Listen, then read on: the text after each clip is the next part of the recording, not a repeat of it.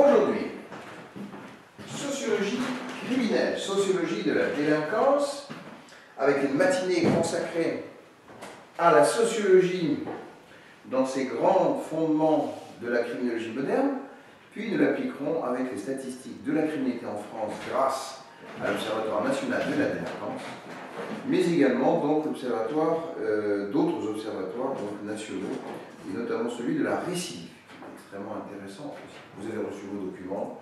Nous démarrons immédiatement donc pour 6 heures de cours partagés donc avec nos grands échanges interactifs. On a joué un petit peu en travaux dirigés aujourd'hui de manière appliquée. Alors, qu'est-ce que c'est que la sociologie de la délinquance? Les sociologues ont montré le caractère social des comportements individuels. On pourrait, à partir de là, se dire qu'il existe la psychologie, ce qui est dans l'individu, au sens de dans sa tête, par exemple, sa personnalité. Il est plutôt impatient, arriviste, égoïste, son caractère, son tempérament. Et puis, bien entendu, ses motivations. Par exemple, j'ai envie de faire quelque chose, j'ai le désir de quelque chose, j'ai vraiment donc, un moteur qui m'amène à faire des choses. Évidemment, le relent psychanalytique, psychiatrie, tout ce qui est psycho, mais en général, qui est vraiment au cœur du cerveau, et pourquoi pas de la neurologie, de la neurobiologie, avec joie. Et donc, tout ça, c'est vraiment tout ce qui est psy-individuel. Maintenant, la sociologie, c'est les rapports de l'individu avec l'environnement. Vous me suivez ? On sort de l'esprit de l'individu. On en vient à réfléchir aux interactions qui existent entre lui et ce qui est autour de lui. Donc finalement, c'est le rapport entre en lui et autour de lui. Par exemple, je pense quelque chose maintenant. Mais là, nous sommes dans un environnement qui est celui de Place Vendôme, qui est rue de la Sourbière, qui est donc la salle de criminologie. Comment est-elle? Est-ce qu'elle a une architecture particulière? Est-ce qu'on s'y sent bien? Est-ce qu'elle répond aux normes de la recherche et de la rectitude en matière de criminologie, de sciences criminelles, de sciences pénales en général, telles qu'on envisage en tout cas en France, etc. etc. Donc est-ce qu'on s'y sent bien? On se dit, voilà, je suis dans un bon environnement ou pas pour pouvoir étudier la criminologie. Si je suis chez moi, est-ce que je me sens bien? Est-ce que je me sens dans mes racines? Est-ce que je me sens avec ma famille? Est-ce que je me sens pas avec ma famille? Est-ce que je me sens donc bien dans mon confort? Est-ce que je me sens bien dans mes relations avec mon voisinage? Est-ce que je me sens bien avec les manifestations et les grèves parisiennes? Est-ce que, voilà. Tout ça, c'est les rapports avec l'environnement. Et donc, on comprend que l'environnement, bien évidemment,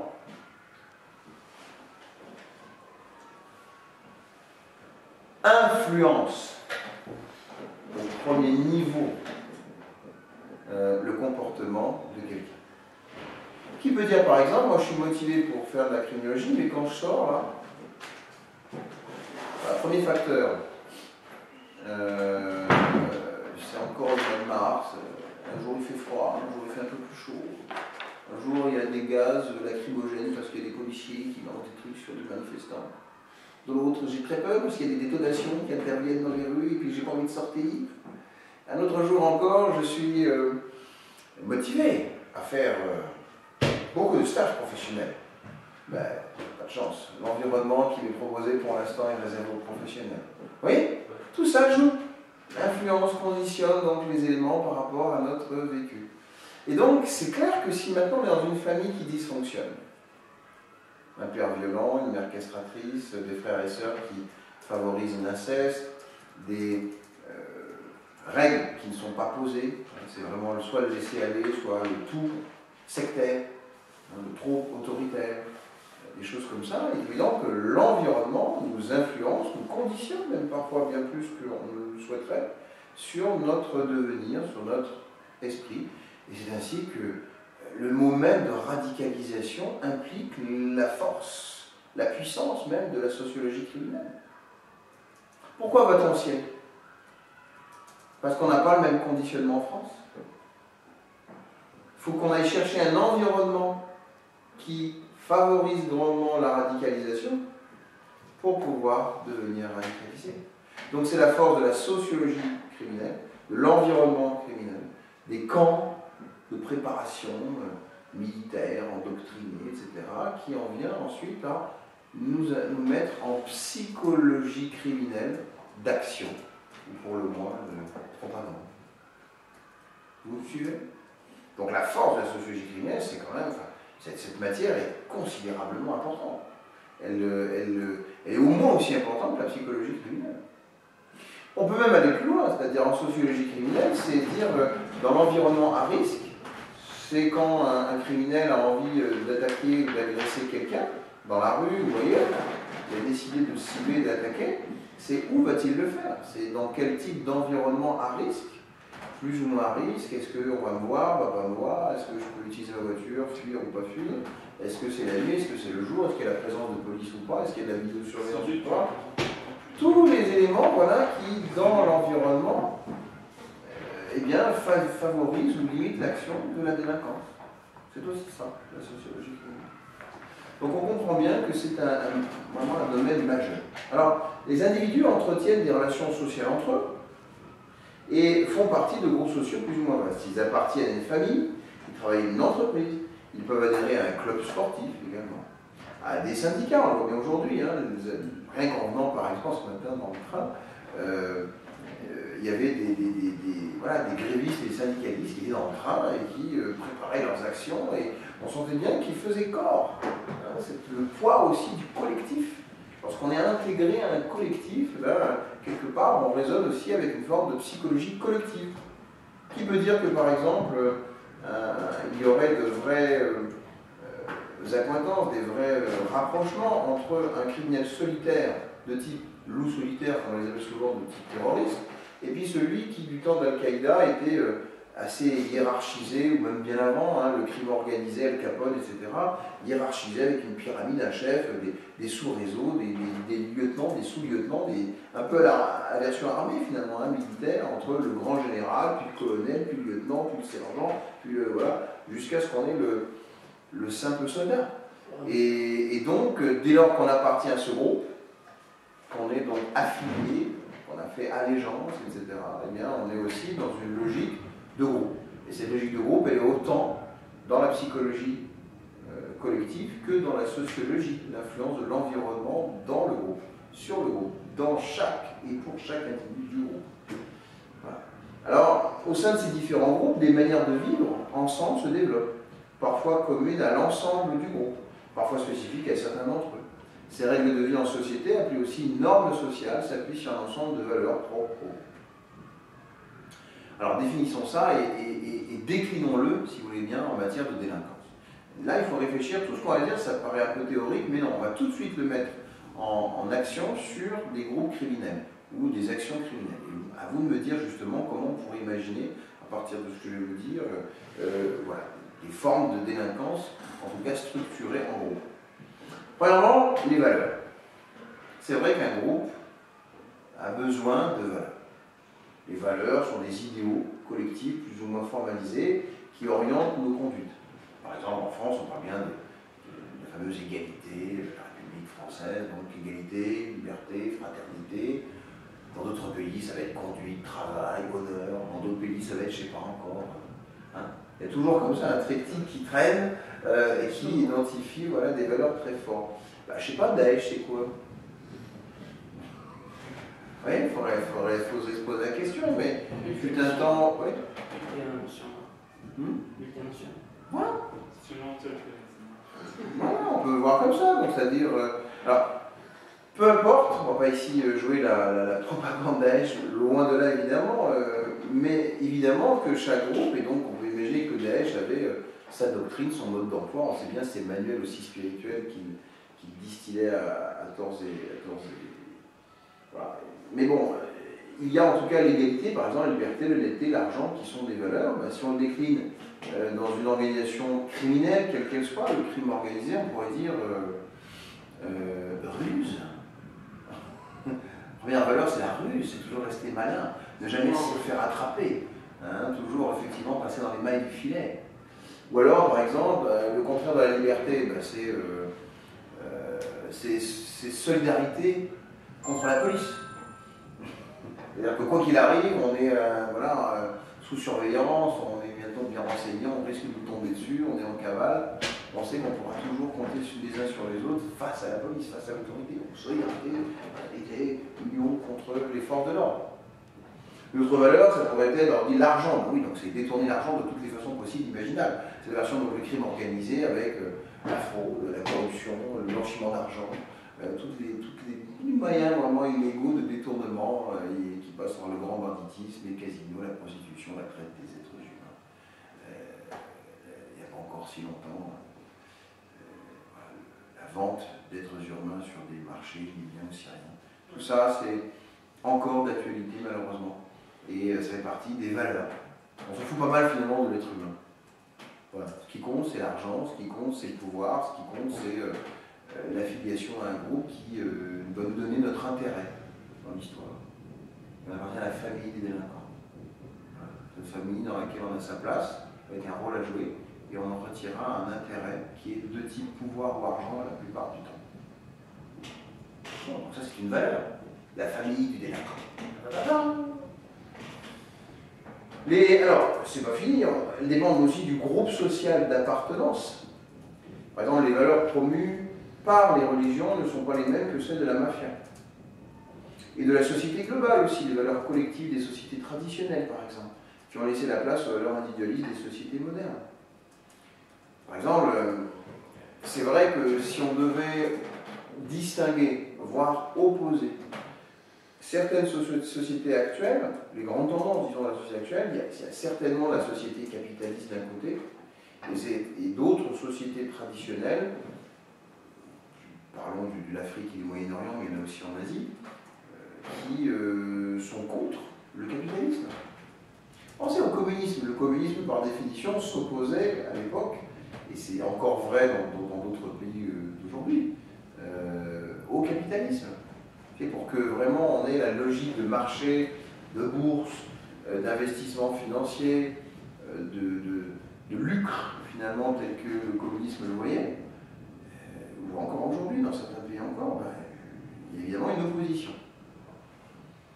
Il y a la société traditionnelle qui peut encore être plus importante que la société dite moderne des sociétés occidentales d'aujourd'hui.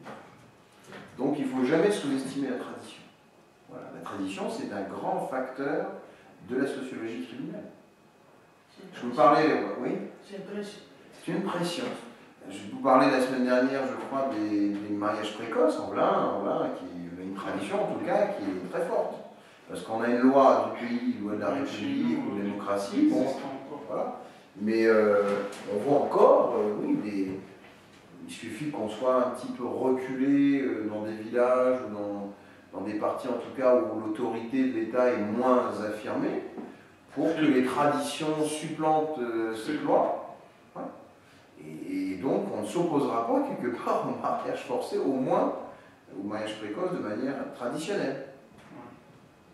Ça, voilà, aller au Yémen, aller... Il y a une structure des enfants. Voilà. Mais bon, je reviens aussi du Niger ou du Mali, il y a des choses qui se font là-bas aussi, du même genre. Hein, voilà. On est encore dans ces traditions. Alors, si on va dans les traditions, par exemple les traditions chez nous, faisons notre autocritique.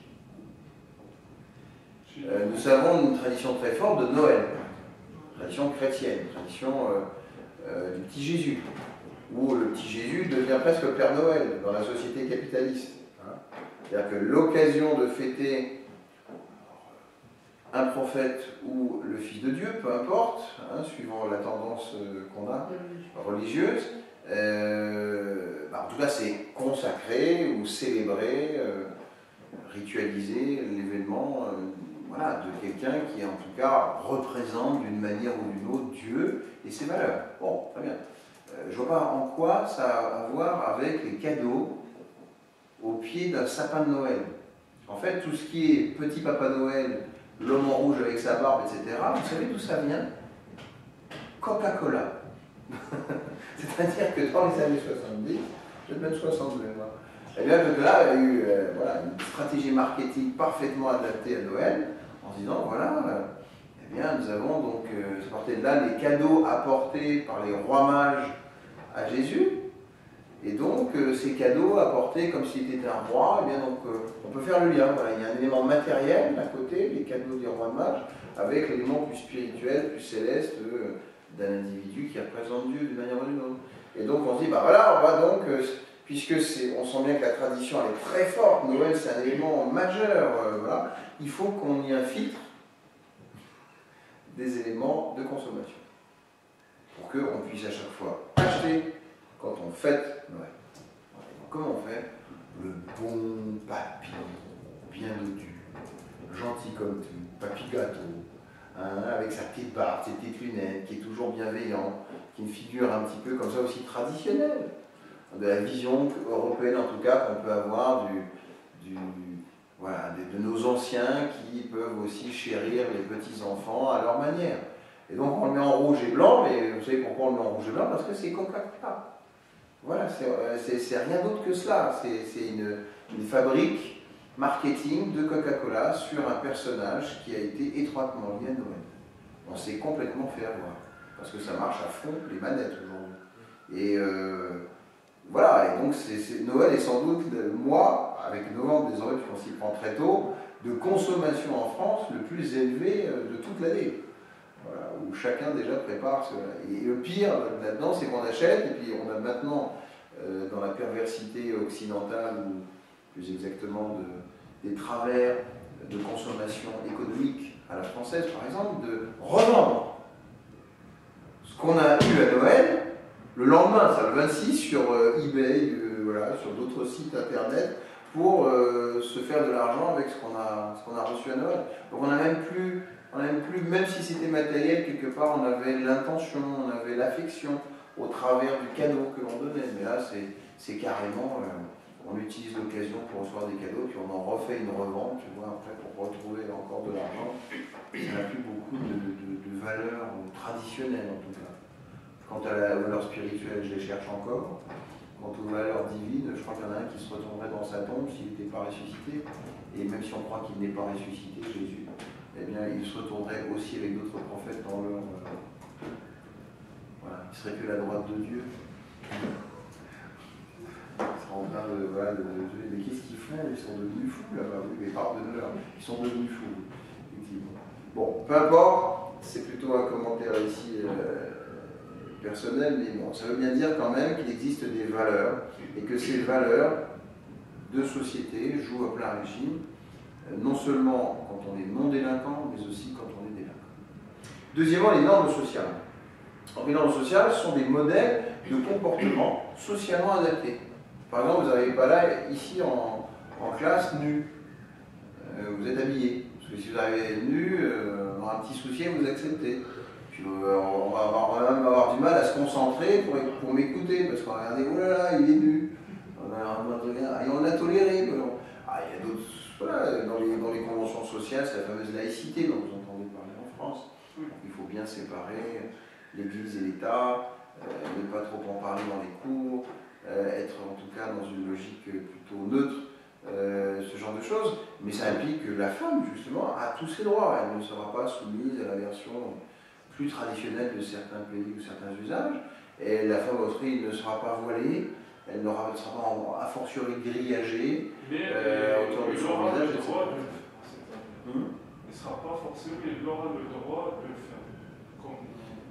En tout cas, il y aura certains endroits où on la refusera pour cela. Donc ça renvoie à des normes sociales sur lesquelles, voilà, qui régissent donc des conduites individuelles socialement acceptées. Voilà, c'est ça que ça veut dire, socialement acceptées.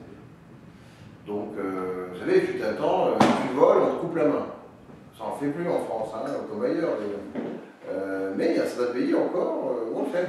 Tu peux le citer. Ah bah oui, oui. Non, bah, non. Mais, voilà. Il y a des pays où quand la femme est mariée et qu'on la viole, c'est un adultère, on la lynche en place publique. Voilà, c'est fait partie des normes socialement acceptées. Voilà. Donc, tout ça, c'est variable. Et on comprend éminemment que la loi d'un pays dépend de l'environnement, dépend de la sociologie en grande partie, de son histoire aussi, de ses traditions, de ses usages, mais aussi des coutumes, qui sont extrêmement... voilà. Nous, pourquoi on est râleurs? Français est râleur. Hein, dès qu'il y a un truc, un changement, il débarque dans la rue, pour beaucoup en tout cas, en faisant presque la fête, etc., en contestant presque toutes les nouveautés. Bah, c'est le côté révolutionnaire un petit peu, donc c'est quelque part l'insoumis un peu, un petit peu de ça. Bon. Et donc ce côté un petit peu insoumis, bah, c'est quand même assez ancré dans on pourrait dire, l'ADN culturel ou historique du français. Voilà, qui ne se laissera pas faire. La femme aussi ne se laisse pas faire, elle ne sait pas faire. On est dans une logique quand même aujourd'hui de harcèlement moral ou sexuel, où on est voilà, à brandir l'étendard en disant non, tu ne passeras pas par moi, et maintenant si tu commences à me frôler, tu commences à me faire un bisou que j'ai pas voulu, tu commences à trop me chercher autour de moi, même à distance, ça devient du harcèlement sexuel. Où est-ce qu'on va? Donc il y a à un moment donné une limite aussi à ne pas dépasser, à mon avis, mais ça montre quand même cette tendance aussi culturelle. Pourquoi les Allemands sont beaucoup plus disciplinés, sont beaucoup plus rangés, on pourrait dire, au plan social, sont beaucoup plus... voilà. Pourquoi les Polonais sont si dignes, quelque part, dans la manière d'aborder l'histoire, qui ont été frappés de plein fouet par la Deuxième Guerre mondiale? Pourquoi les Corses sont particulièrement attachés à leur terre et la revendiquent comme quelque chose de fort ancestral, hein, comme les Indiens des Amériques fut un temps. Bon, les Sioux, voilà. Pourquoi les Palestiniens en veulent tellement, pour certains, aux Israéliens? C'est vraiment ancré. Pourquoi, quand on va en Polynésie française ou ailleurs, on est accueilli systématiquement par des fleurs autour du cou? Il n'y a pas beaucoup de pays où ça arrive. Et pas en Algérie, à ma connaissance. Donc, tout ça, ça fait partie vraiment des cultures, des environnements qui jouent à plein régime. Refus. Donc, le respect d'autrui implique des règles de politesse. Moi, par exemple, je suis plutôt simple dans ma manière de m'habiller. En dehors des moments où voilà, on va être bien sûr en travail, des réunions protocolaires, au ministère, à l'étranger, je ne sais où, donc voilà, oui, d'accord, très bien. Évidemment.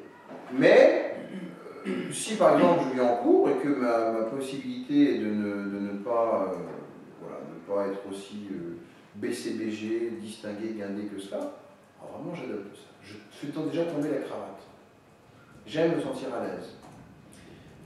Mais il m'est arrivé par exemple d'arriver dans des pays musulmans où l'apparence, même africain, là où l'apparence physique et vestimentaire compte beaucoup pour la distinction ou l'honorabilité de l'enseignant par exemple. Vous voyez.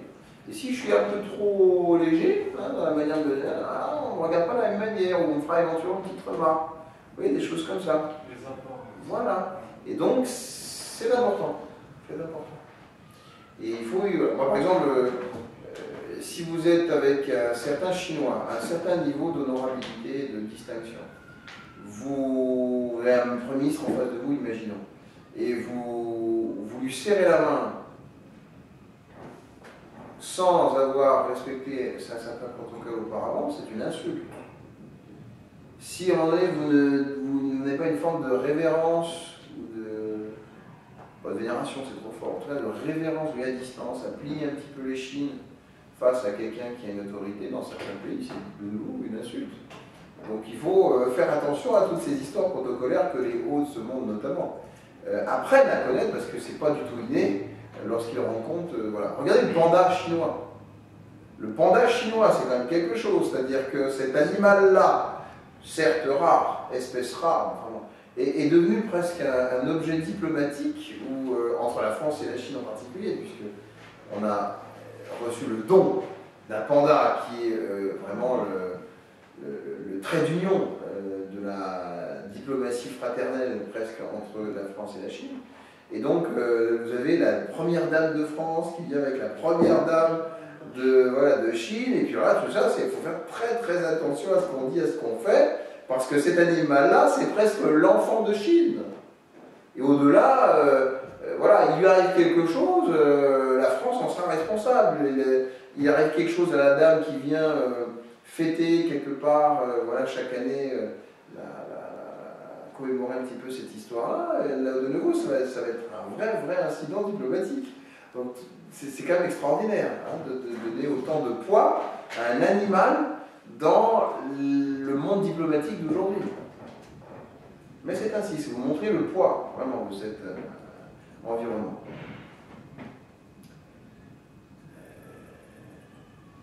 Ok. Alors, les normes sociales, c'est fait. Donc, ces normes peuvent être, au-delà de la politesse, les interdictions du meurtre, du vol et l'aide aux personnes en danger. C'est vrai que dans les valeurs sociales, il y a les fameux 10 commandements ou le droit pénal. Chacun a ses références. Mais en gros, elles sont formelles et informelles.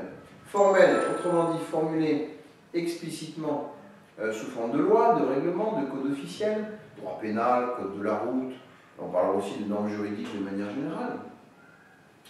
Et informelles, consistant en préceptes et conventions qui, tout en n'étant pas d'objet d'articles de loi, sont supposées être respectées par les individus, les règles de politesse, les règles de comportement à table. Dans ce cas, on parlera plus volontiers de mœurs, de coutumes ou de bienséance, éventuellement, ce genre de choses. Ok.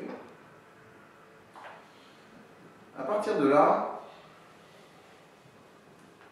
les règles de vie en société sont extérieures à l'individu et impératives selon Durkheim. Les individus doivent s'y conformer sous peine de sanctions de la part du groupe ou de la société. Et il faut donc s'interroger sur les moyens qu'utilisent la société et les groupes sociaux pour rendre les individus conformes aux attentes du groupe ou de la société. J'insiste sur le fait que dès lors qu'il y a une société criminelle parallèle à la société dans laquelle nous vivons tous, eh bien elle répond aux mêmes logiques. Elle a ces mêmes fonctionnements internes de règles de vie, formelles, informelles, valeurs, normes sociales, qui gouvernent donc l'ensemble du groupe ainsi constitué. Et il y a donc une répression. C'est un mot-clé là qu'il va falloir retenir. La répression est le seul moyen, est-il le seul moyen, en tout cas, est-elle le seul moyen d'obtenir le consentement des individus? Ne peut-on pas obtenir le même résultat avec l'éducation ou un système d'incitation positive ou négative? Alors, à cette question, je vous écoute. D'après vous, est-ce que vous pensez que la répression suffit pour imposer à des délinquants de passer à l'acte, ou la seule motivation ou incitation, donc non punitive, suffit à les mobiliser? J'écoute.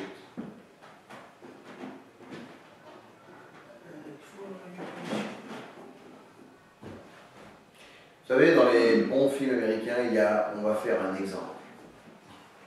Donc on va le massacrer, on va bien le mettre en évidence, et on va dire, voilà, la prochaine fois que vous ne ferez pas ça, que vous irez sur notre territoire de drogue, que vous irez nous provoquer donc telle chose, les prostitutions qui vont sur notre territoire aussi, des choses comme ça. On voit de nouveau que le territoire est très important. Il y a des endroits et des quartiers qui sont livrés à un proxénète en matière de prostitution. Des prostituées qui n'ont rien à y faire et qui viennent sur ce territoire vont avoir des gros soucis. Même chose en matière de drogue, c'est mon domaine, c'est mon quartier, c'est ma zone, ne viens pas là-dedans. Quand on parle de quartiers difficiles, de zones non-droits dans lesquelles la police a du mal, ou les policiers, les pompiers, les médecins et autres donc, ont du mal à rentrer, c'est pareil, ils ne rentrent pas dans mon territoire, mon territoire c'est à nous. Voilà. Et donc c'est quelque chose où la République, comme on le disait déjà en matière de géopolitique la semaine dernière, en interne à un pays, joue énormément. C'est-à-dire que là où on n'a pas l'application des règles de droit, les valeurs dont on parlait de normes sociales habituelles, là se développent d'autres valeurs, forcément. Donc, il faut que dans l'ensemble des territoires où la loi est censée s'appliquer, eh bien, les mêmes valeurs, les mêmes normes sociales sont appliquées. Mais comment on va le faire? C'est là la grande question. Comment on va le faire? Donc là, question, punition, incitation. Il faut les deux. Vous croyez que vous, si je vous punissais uniquement, vous seriez là en cours? Je crois pas. Si vous aviez uniquement eu envie de venir, mais qu'il n'y a pas de sanction, il n'y a pas de validation, il n'y a pas effectivement de notation derrière, vous seriez venu quand même? Peut-être, oui, parce que vous avez une motivation, mais ça serait un peu plus léger. Il faut les deux. Voilà. C'est-à-dire qu'il faut une incitation, par exemple l'argent, par exemple, tu vas gagner 100 000 aujourd'hui, 100 000 euros parce que tu vas vendre 20 kilos d'héroïne.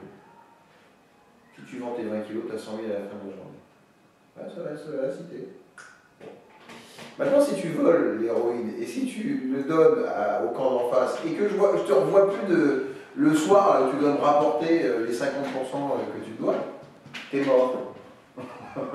Voilà, t'es mort. C'est-à-dire qu'il y a voilà, assignation, punition. Ainsi donc, le contrôle social, mot-clé, deuxième mot-clé avec répression, désigne l'ensemble des processus par lesquels les membres d'un groupe entraînent les acteurs sociaux à respecter et reproduire les modèles de comportement conformes aux valeurs et aux normes en vigueur. Il s'agit donc de voir comment la société procède pour faire respecter les règles. On peut dire évidemment que toute société, d'un côté, génère du crime et de la délinquance, bien évidemment. C'est inhérent à l'homme, malheureusement, à sa nature instinctive, agressive, notamment. Mais, quand même, à l'ensemble d'un territoire, c'est faux de dire que 80-90% de la société, donc des individus qui la composent, commettent des actes délinquants. C'est faux. Comment se fait-il finalement qu'il n'y ait pas plus de bordel dans les rues? Comment se fait-il que les gens ne soient pas plus agressifs que ça, de manière visible en tout cas? Vous voyez, quelque part on arrive à une espèce de raison gardée dans le comportement quotidien des gens pour être ce qu'ils sont. Et respecter les autres un tant soit peu, même si ça gueule de temps en temps, même si insulte de temps en temps, même si... Voilà.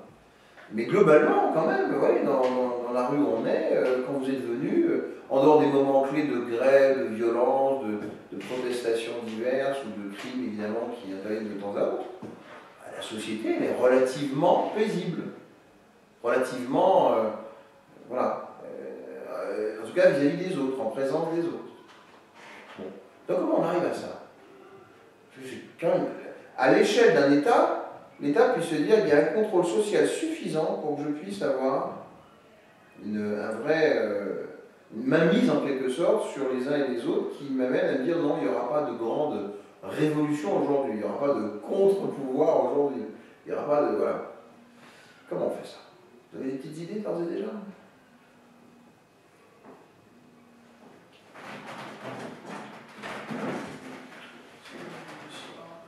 Pas trop? Oui, allô? Excusez-moi, parce que j'étais avec un candidat. Oui, j'écoute. Des petites idées. Essayez toujours de transposer ce que je vous pose comme question ou ce qui pourrait intervenir en matière de délinquance à l'échelle d'une famille. Comment fait-on dans une famille pour que tout se passe bien?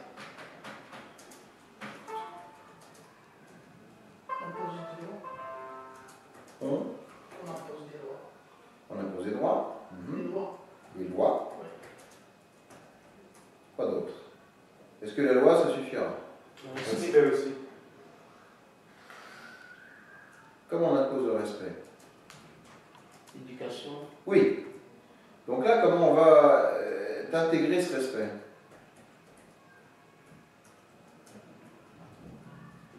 Communication. Communication. Oui, oui, effectivement. Ça, c'est un élément très important. C'est-à-dire que si on vous laisse faire ce que vous voulez, sans qu'il y ait une intervention, donc une communication vis-à-vis de vous, c'est clair que jamais les règles vont rentrer. Vraiment, quelque part, on doit vous dire, la règle c'est ça, elle doit être respectée, et elle concerne tout le monde dans la famille. Pour punissant le fait contraire.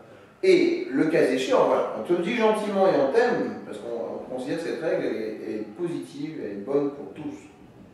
Mais si tu ne la respectes pas, c'est clair qu'après t'avoir informé, après t'avoir rappelé à l'ordre, alors il faudra bien une punition.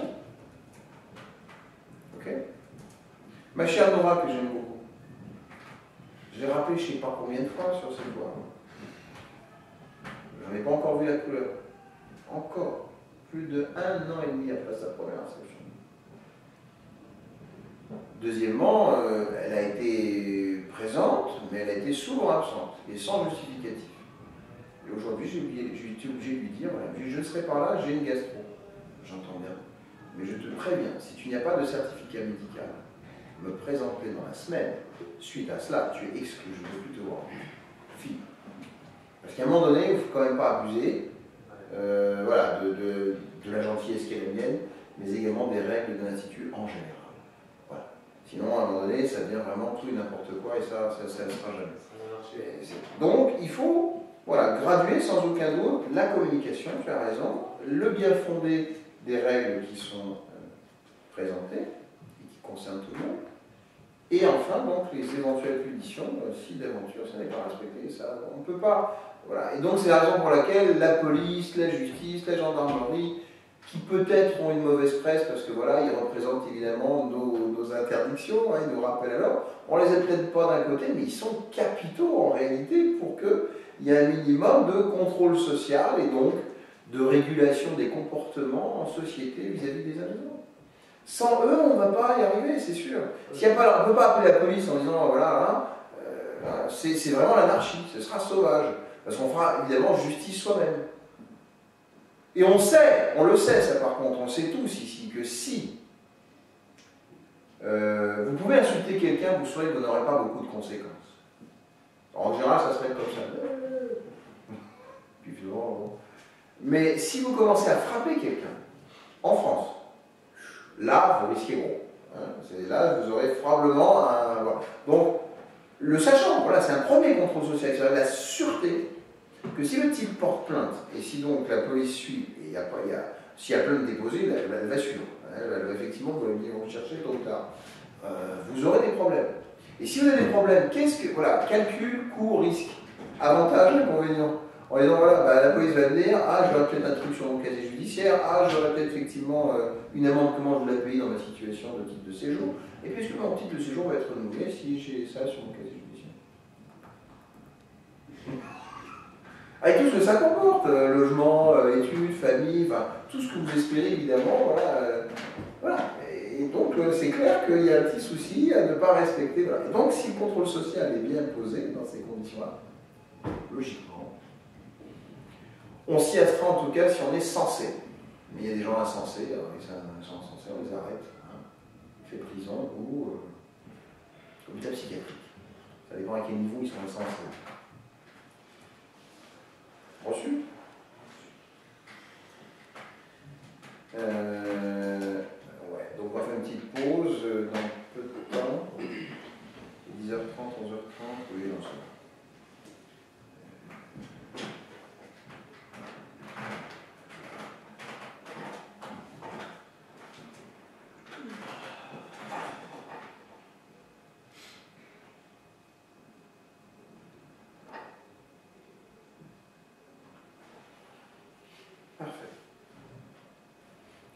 Définition du phénomène observé. Déviance, délinquance, contrôle social. La déviance, d'abord, dans un premier temps, se définit par rapport aux normes. La déviance, c'est quoi? Pratiquement toute notre vie sociale est organisée par des normes, nous savons. Nous apercevons aisément celles qui sont les plus contraignantes, celles dont l'infraction également entraîne une sanction juridique. Par exemple, vous allez dans un magasin. C'est clair, personne ne va dans un magasin. Mais il existe un très grand nombre de normes sociales non moins impératives, quoique non juridiques. Par exemple, ne pas se moucher le nez devant quelqu'un.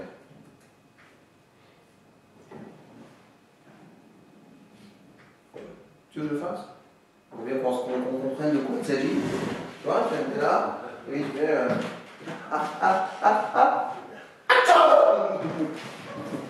Et là, évidemment, il n'y a pas de loi qui prévoit ça, il n'y a pas de code voilà, pénal qui prévoit ça.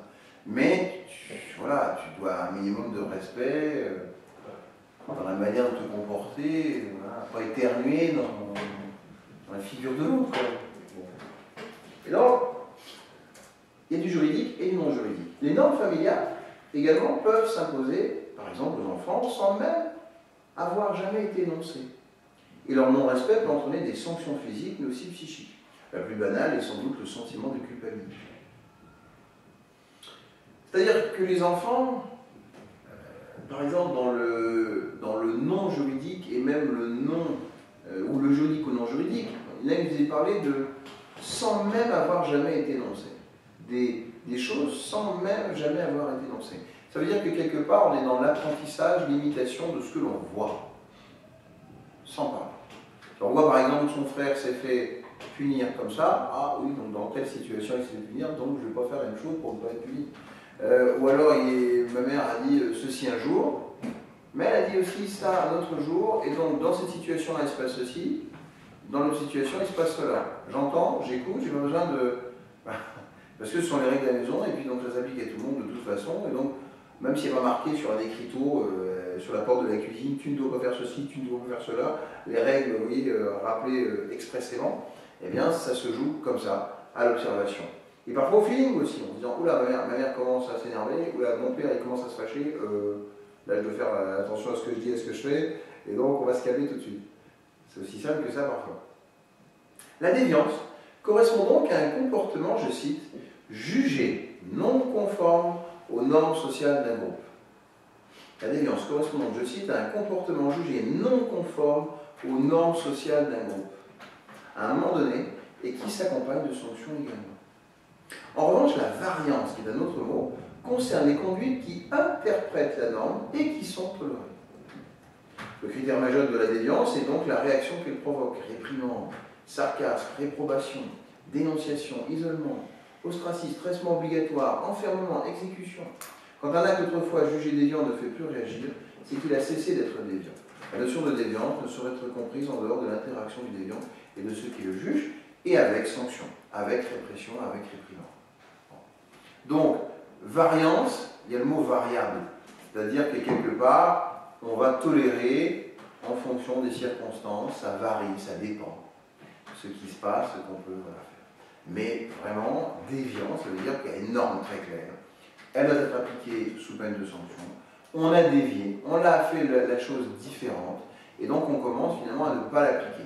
Et au bout du compte, on pourrait dire d'ores et déjà, finalement, il a fait une infraction.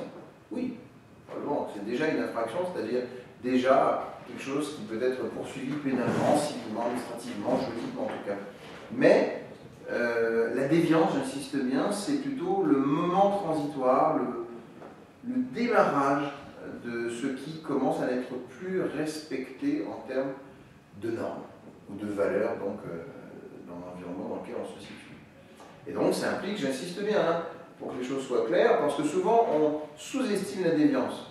On va tout de suite sur le terrain du mot de la délinquance. Délinquance, délit, infraction, là c'est clair, c'est net, c'est sans bavure. Mais la déviance, c'est déjà, quand on y regarde bien la définition, une forme de délinquance qui ne dit pas son mot, puisque la déviance, comportement jugé non conforme aux normes sociales d'un groupe, si on ne l'a pas respecté, c'est clairement contraire à la morale, contraire à la loi, contraire à la tradition, etc. À un moment donné, bien entendu, puisqu'on ne va pas non plus généraliser une déviance en tout lieu, en tout temps, par rapport à ce qui s'est passé à un moment donné, et qui s'accompagne de sanctions. Donc c'est clairement une forme de délinquance. Voilà. Simplement, voilà, c'est un petit peu plus sociologique finalement comme mot, pour parler de la délinquance qui commence à s'installer ou qui démarre son œuvre tranquillement. Bon, à la suite de quoi, vous voyez donc ce petit schéma, déviance, dépend donc des normes et des valeurs et implique des sanctions. Voilà, c'est les trois mots-clés, c'est-à-dire qu'il faudrait peut-être marquer dans le petit rectangle vert le chiffre 1, c'est de là où ça démarre. Il y a d'abord des normes et des valeurs. Ensuite, on dévie, c'est-à-dire qu'on ne les respecte pas. Et il faut qu'il y ait des sanctions pour qu'on puisse parler de déviance. Hein, ça, j'insiste bien. C'est pour ça qu'on voit les flèches qui vont des deux côtés. On va regarder le schéma, tout est interdépendant. Même s'il y a un ordre, petit 1, petit 2, petit 3, au bout du compte, la dynamique peut intervenir à tout moment, et vis-à-vis des uns et des autres aussi à tout moment. C'est vrai, si vous regardez par exemple les sanctions, vous dites les sanctions, s'il y a sanction, ça veut dire qu'il y a une forme de déviance. S'il y a une déviance, c'est un rappel à la sanction. S'il y a des sanctions, maintenant par rapport aux non-valeurs, c'est que les normes ont prévu les sanctions par rapport à ces normes. Et donc elles s'appliquent logiquement si les normes ne sont pas respectées. Et enfin, les normes sont là, et donc il y a une déviance et elles ne sont pas respectées. On parlera de déviance si les valeurs ont prévu que des sanctions étaient prévues en matière de déviation, etc. etc. Donc c'est très important de se dire que l'interaction, l'interdépendance est en action dans cette histoire. C'est ainsi que qui aime bien châtie bien, je le dis souvent, qui est l'équilibre de vie à trouver dans la manière de s'adresser à quiconque, à commencer par ses enfants. C'est bien l'interdépendance entre les deux. C'est parce que je t'aime que je t'achète bien. C'est parce que je t'aime en tant que citoyen, maintenant. Voilà, tu es un citoyen de ce monde, je t'aime en tant que personne, en tant que dignité humaine. Respect, mais respect mutuel. Voilà, c'est toujours réciproque. Ça n'est jamais unilatéral, cette histoire. Et châtie bien, parce qu'à un moment donné, ben, il faut que ça rentre. Ça peut rentrer gentiment, tant mieux si tu comprends gentiment. Tu n'as pas besoin d'aller plus loin si tu comprends gentiment. Tout peut se passer super bien, c'est ça. Mais si tu ne comprends pas gentiment, il faut bien que je te fasse rentrer les choses par force. Voilà, c'est tout. Ce phénomène est à la fois relatif dans le temps, dans l'espace et universel. En effet, la déviance est d'abord relative dans le temps. Regardez bien, certaines conduites, jugées autrefois déviantes, ne le sont plus de nos jours. La cohabitation juvénile, par exemple, le divorce. C'est par exemple le fait d'être entre jeunes et de rester sous une forme d'autorité parentale uniquement par les jeunes. Alors, il faut bien entendu un père et une mère pour pouvoir asseoir cette autorité parentale face à un jeune. C'est comme si le jeune, finalement, certains jeunes ou certains grands frères, grandes sœurs, prenaient l'autorité parentale alors qu'il existe des parents. Bon, c'est un petit peu ça. Donc cette cohabitation, elle avait pu être peut-être tolérée à certains égards, à certaines zones, alors que, évidemment, la loi implique, chez nous en France en tout cas, une autorité parentale, conjointe d'ailleurs, entre père et mère, avec la même valeur, la même répartition, la même valeur juridique, et bien jusqu'à 18 ans, chez l'enfant. Voilà. Le divorce, je rappelle que, oui, il y a un truc qui m'a toujours choqué, c'est que le viol entre époux en France n'a été admis qu'en 1990 par la Cour de cassation. Ça veut dire que jusqu'en 1990, quand vous étiez marié, il ne pouvait pas y avoir de viol entre un homme et une femme. Alors qu'on a plus le droit de l'homme. Jusqu'en 1990. D'accord ? Donc, inversement, l'évolution des sociétés modernes conduit à pénaliser des comportements jadis tolérés, voire considérés comme normaux. Certaines formes de corruption, par exemple, aujourd'hui, sont pénalisées. Certaines formes d'atteinte à l'environnement sont pénalisées. La chasse, la pollution. Certaines formes de violence psychique, le harcèlement sexuel, on l'a dit, moral, le propos raciste aussi, on est en plein dedans avec le gouvernement actuel, sont aujourd'hui pénalisés. Donc il y a un renforcement finalement de la pénalisation et qui montre bien que l'être humain ou la société actuelle a du mal à s'auto-réguler, s'auto-censurer ou s'auto-réguler tout seul. On a besoin de pénaliser parce que, à l'évidence, il y a des comportements qui dévient de plus en plus et qui montrent que la société est un petit peu malade, c'est vrai, un petit peu déviante elle-même, et on a du mal à le juguler. Alors il faut bien renforcer la sanction parce que sinon on ne peut pas la juguler. Il y a trop de liberté, on pourrait dire aussi. Trop de liberté tue la liberté. Aujourd'hui, l'individu qui allume une cigarette dans un hall de gare est un délinquant, puisqu'il enfreint la loi. C'est vrai. Alors, quand vous faites une diffamation, c'est un délit. Parce que vous vous dites, moi, l'insulte. Bon, l'insulte, effectivement, quand vous êtes face à face, un contre un, dans une pièce, ça ne concerne que vous. Mais si vous êtes dans une gare, et que vous commencez à insulter une personne, et que les autres entendent, c'est bien public. Donc c'est une diffamation. Donc c'est un délit. Une calomnie ou une injure, en tout cas il y a plusieurs ressorts juridiques qui peuvent éventuellement être soulevés. Je discutais il n'y a pas longtemps avec par exemple, quand vous faites un vol, par exemple une corruption consistant à détourner de l'argent public, c'est un délit ou un crime? C'est un crime. Parce que l'argent est public. Il vient des impôts, ou il vient de l'État, ou il vient effectivement de la gouvernance nationale, et de ce fait, il intéresse hautement, et c'est une circonstance aggravante du vol, par exemple, que non seulement il a fallu qu'il y ait une autorité qui valide ou qui détourne cet argent. Donc ça aggrave largement l'ascendant ou l'autorité de celui qui l'a fait, qui a laissé faire. Et puis il y a bien entendu aussi le fait que cet argent pourrait être utilisé pour tous. Du tournage en public, ça peut être des routes, ça peut être des aides sociales pour les familles, ça peut être la manière, effectivement, je ne sais pas, d'aider les victimes de terroristes dans la réparation de leurs préjudices, tant soit peu, oui, des choses comme ça. Donc, si on n'a pas assez d'argent, s'il est volé, même penser dans d'autres pays africains que je connais bien, le détournement d'argent public, c'est aussi pas de salaire pour les fonctionnaires. Le fonctionnaire qui non seulement déjà un salaire fort bas, mais si en plus il n'a pas de salaire parce que l'État capte tout, c'est un crime.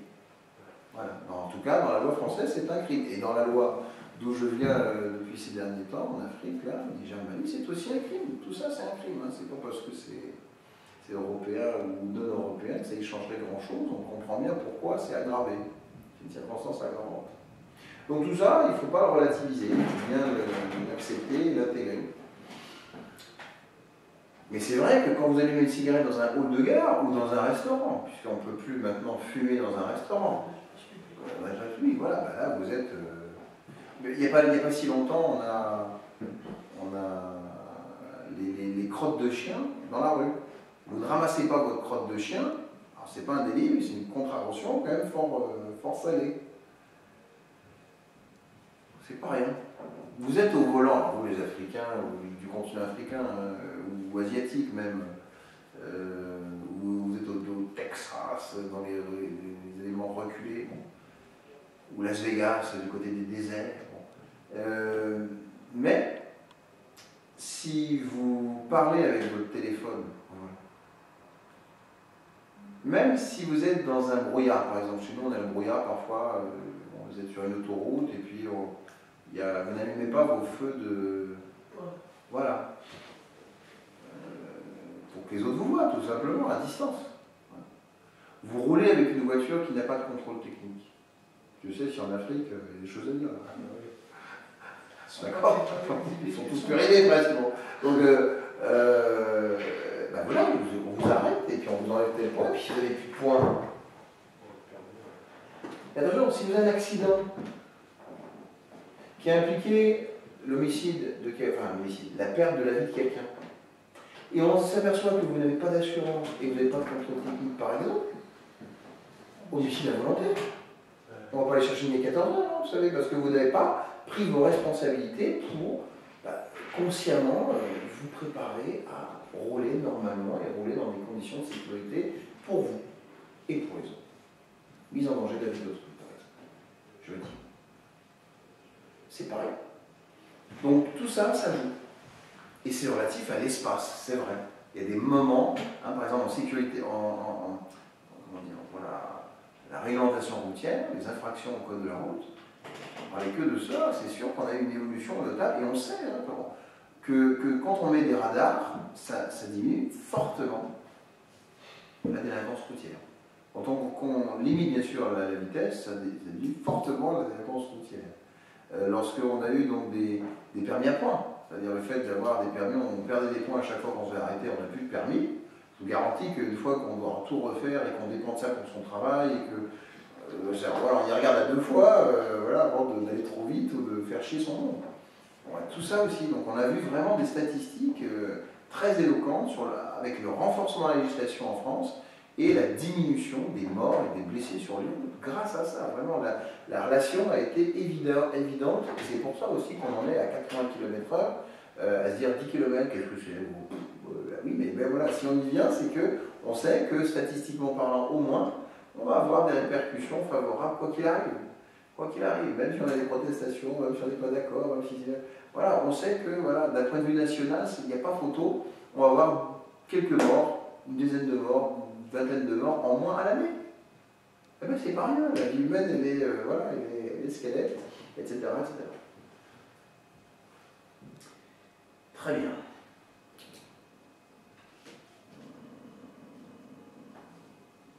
Donc je crois qu'on est clair sur la déviance relative dans le temps, et maintenant c'est dans l'espace, j'annonçais ça déjà.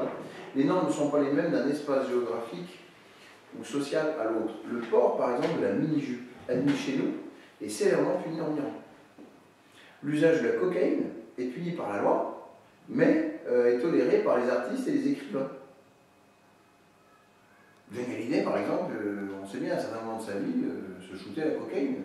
Il n'y a rien de diffamatoire en le disant, c'est une réalité qui a été relayée 1000 fois par voie de presse, notamment. Mais le monde du showbiz a ses excès, et notamment, c'est bien connu, des petits dopants, et notamment la cocaïne, voilà, l'ecstasy, des choses comme ça. Donc, évidemment que c'est une infraction, mais dans certains milieux, ça fait un petit côté fun, un petit côté spectaculaire, on est toujours dans l'action, on est toujours dynamique, il faut assurer le spectacle. Toujours qu'on soit, voilà, du début jusqu'à la fin du concert, speed, qu'on soit vraiment top.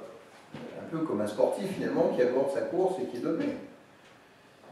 Disons que c'est plus ou moins, c'est pas toléré, enfin, c'est toujours une infraction, mais disons qu'on sait que c'est culturellement beaucoup plus pratiqué, voilà, dans certains milieux, et donc légèrement moins puni peut-être, ou moins poursuivi, ou moins regardé, ou regardant à cet égard. Finalement, la déviance d'un acte sera relative au contexte normatif dans lequel il est posé. Donc, contexte normatif. Contexte normatif, c'est là où on revient le côté sociologique. Vous avez le code pénal d'un côté et le contexte normatif de l'autre. Le code pénal dit, article machin, le vol, c'est la soustraction frauduleuse de la chose d'autrui. Très bien. Contexte normatif. Le fameux petit garçon, la petite fille qui vole dans un centre commercial un Kinder après l'avoir dévoré donc sur place un mercredi après-midi. Application stricte de la loi. 3 ans de prison, je ne sais plus combien, au moins 30 000 € d'amende. Voilà, donc bon, là, attendez, c'est un enfant, c'est un petit Kinder. Bon, il a peut-être faim, il a peut-être échappé à la surveillance de ses parents pour voir. C'est la première fois. On va le mettre en prison. Voilà, donc quelque part, il y a quand même ces histoires-là aussi qui entrent en ligne de compte pour moduler l'application de la loi, évidemment. On revient aussi, le contexte normatif, c'est bien un mot de sociologie criminelle.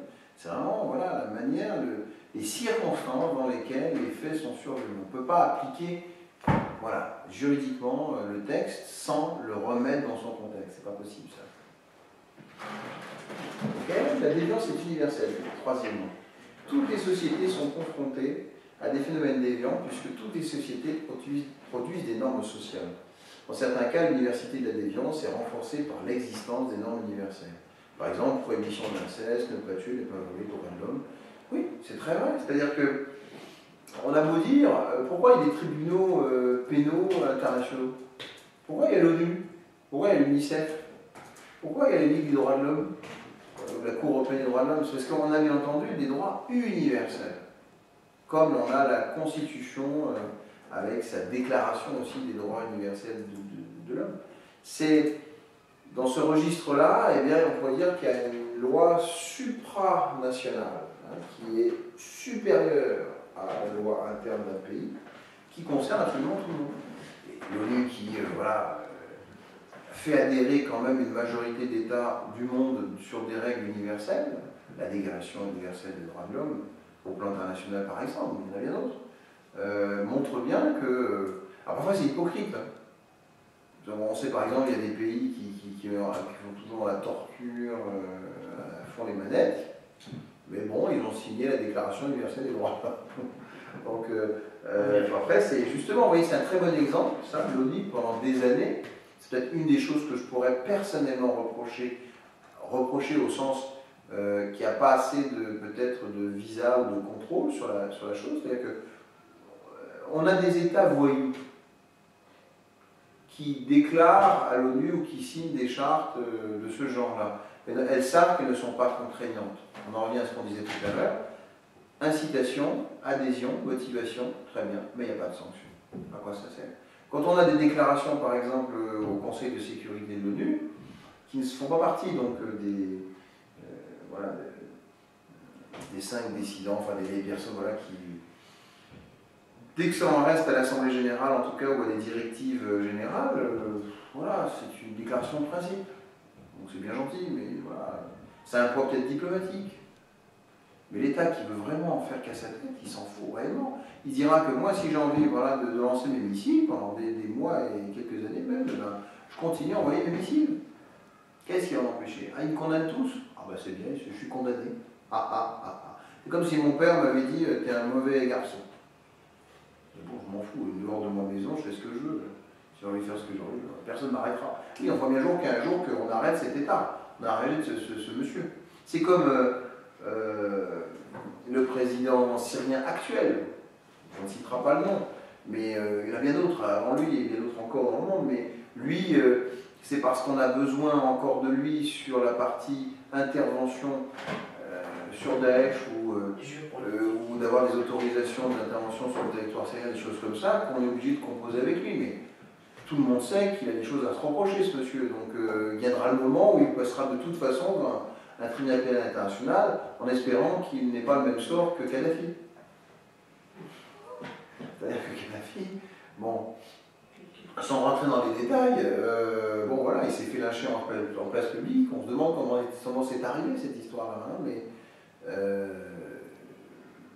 voilà. Parce que si c'est pas un tribunal qui s'en charge, c'est la population qui s'en charge. Si c'est pas la population qui s'en charge, c'est un service d'espionnage qui orchestre l'histoire. Lorsque c'est pas un service d'espionnage qui orchestre l'histoire, bah, c'est peut-être le régime politique opposant qui profite d'une opportunité pour se le faire et régler ses comptes de toutes les exactions que le type est censé avoir fait à leur égard selon eux. Bon, donc il y a toujours une justice en tout cas des hommes sur d'autres hommes si on n'y prend pas garde.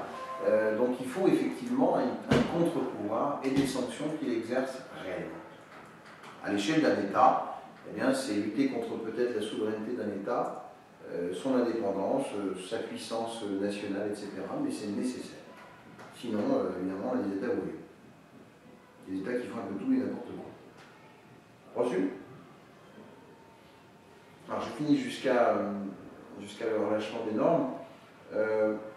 On voit bien donc forcément que parce que cette déviance est relative dans le temps, relative dans l'espace, même s'il existe des principes universels mais qui sont plutôt déclaratifs au bout du compte, sans contrainte ou sanction véritable, plus souvent qu'on croit, eh bien la mesure de la déviance est difficile, car elle dépend de la variation de la norme.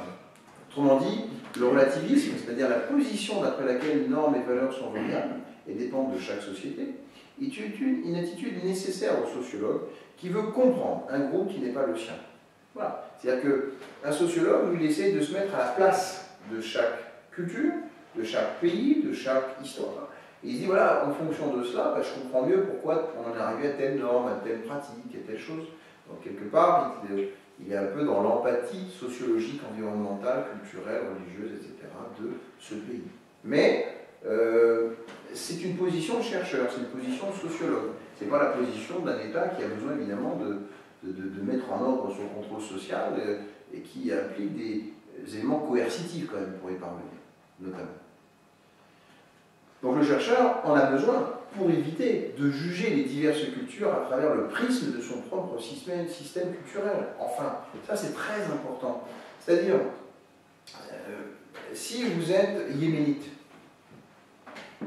et si vous regardez la société française, et pour lui on est presque une abomination. C'est-à-dire que si on en reste au prisme, encore une fois, vous voyez, de l'éducation et vraiment de ses préceptes intégrés, on va dire intégristes selon lui, tout ce qui s'opposerait à ses valeurs à lui, à commencer par le radicalement opposé, est forcément diabolique, néfaste à cet égard. Donc, c'est la raison pour laquelle le sociologue ne se positionne pas. Le chercheur cherche à savoir et à comprendre. Le scientifique est globalement impartial dans son approche technique afin de restituer la réalité de la diversité de ce à quoi il est confronté. Et de ce point de vue-là, c'est fondamental de dire qu'on ne pourrait pas décemment relayer une sociologie de la délinquance par pays si le sociologue était finalement orienté par sa vision de l'esprit, sa manière d'être et de faire, eu égard à son éducation ou d'où il vient. Donc il doit se détacher de ça. C'est pour ça qu'on est sociologue, on a besoin de vraiment être soit dans une logique universitaire, soit dans une logique universelle, soit dans une logique en tout cas qui transcende, qui dépasse sa vision propre à son pays, propre à ses habitudes de vie, des choses comme ça. Donc ça, c'est compliqué. Comme le chercheur qui doit dire, voilà, je garde mon opinion, je la garde pour moi, mais quelque part, je dois être juste, vrai, précis, chirurgical, même dans la manière de rapporter. Parce qu'en plus, je ne suis pas à leur place, donc il faut que je rapporte quelque chose que je vois, que j'observe, que j'essaie de comprendre, pour voilà, être dans le diagnostic le plus véritable, mais duquel dépendra le traitement le plus efficace. Si ma vision est orientée, le traitement sera orienté. C'est comme si je disais, ah, le sida est une création des États-Unis lancée par la CIA pour décimer les Africains. C'est une façon de voir. Mais si vous diagnostiquez des choses comme ça en sociologie criminelle, c'est quoi le traitement? Il faut destituer la CIA. Donc à partir de ce moment-là, tout devrait rentrer en ordre en Afrique. On détruit la cause, plus de sida, et c'est fini. Donc finalement, voilà, on a l'antidote, on sait d'où ça vient, bon voilà, et on le lance, c'est fini. Sauf que c'est pas ça. On a beau lutter contre la sida, d'abord lutter contre la sida, je me donne bien du plaisir, mais ensuite c'est de dire que quand la réalité est là, que l'endémie ou la pandémie est réelle, et que vous êtes dans une contamination donc, sexuelle qu'on connaît aujourd'hui assez bien, et qu'on n'a toujours pas trouvé quand même les médicaments ou le remède généralisé, sinon on n'en parlerait pas encore, eh bien on ne peut pas aller sur le devant de telles théories. Il faut essayer d'être réaliste et de comprendre, se mettre vraiment à la place de ce qui s'est passé, afin d'y trouver des remèdes appropriés. C'est ça aussi la logique du sociologue, et le sociologue de la délinquance doit absolument diagnostiquer de la même manière. C'est inutile par exemple de trop punir, c'est inutile de trop inciter, c'est inutile de trop trouver des remèdes à l'occidental appliqués à l'oriental, ou l'inverse, des remèdes à l'oriental qu'on applique à l'occidental, et c'est des choses aussi simples que ça, mais qui montrent bien qu'on serait inadapté si on le faisait ainsi. Ça va? Petite pause, et on reprend vers, allez, on va être gentil midi, hein, mais on fera midi 13h30 probablement, quelque chose comme ça. Ça va? Oui. Super.